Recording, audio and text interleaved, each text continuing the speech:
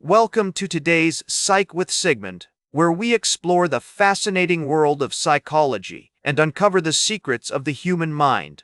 Today, we're going to delve into the concept of systematic desensitization, a powerful technique used to overcome fears, anxieties, and phobias.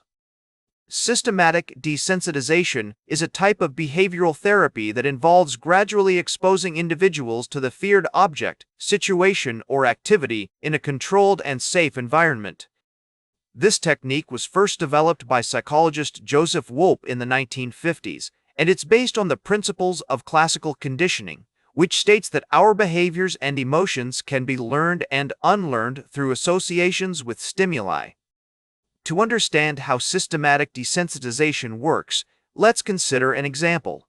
Imagine you're afraid of spiders, your heart racing, your palms sweating, and your mind filled with anxiety at the mere thought of those eight-legged creatures. That's essentially what systematic desensitization aims to achieve. The process begins with creating a hierarchy of feared situations, ranking them from least to most anxiety-provoking. In our spider example, this might include looking at pictures of spiders, watching videos of spiders, touching a fake spider, or, eventually, being in the same room as a real spider. The goal is to start with small, manageable steps and gradually work your way up the hierarchy, becoming more comfortable and confident at each stage. One of the key psychological theories underlying systematic desensitization is the concept of habituation. Habituation refers to the process by which our brains become less responsive to a stimulus over time, as we learn that it's no longer threatening or relevant.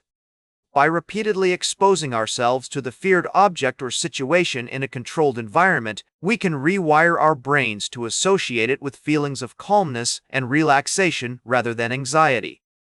Research has consistently shown that systematic desensitization is an effective treatment for various phobias and anxieties, including social anxiety disorder, post-traumatic stress disorder, and specific phobias like acrophobia or aviophobia. Studies have demonstrated significant reductions in anxiety symptoms and improved quality of life for individuals who undergo systematic desensitization. In addition to its therapeutic applications, systematic desensitization can also be applied to everyday life. For instance, if you're afraid of public speaking, you could start by practicing speeches in front of a mirror, then progress to small groups of friends or family members, and eventually work your way up to larger audiences. The principle remains the same: gradual exposure at your own pace, with a focus on building comfort and confidence. Let's consider another example. Sarah, a 30-year-old marketing executive, was afraid of flying. She had avoided air travel for years, but her job required her to attend conferences and meetings across the country. With the help of a therapist, Sarah underwent systematic desensitization, starting with imagining herself on a plane, then progressing to watching videos of flights, and eventually taking a series of short flights. Through this gradual exposure, Sarah was able to manage her anxiety and eventually became comfortable flying.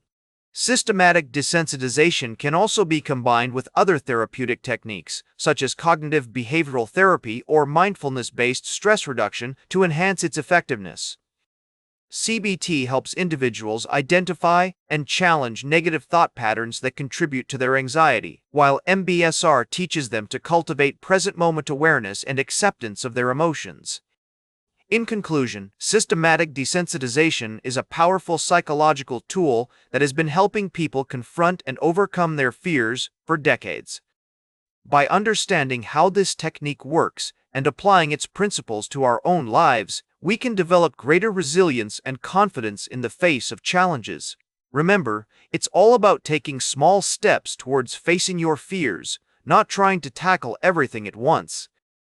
That's all for today's Psych with Sigmund. Remember to like, share, and subscribe, and until next time, may your ego find balance between pleasure and reality.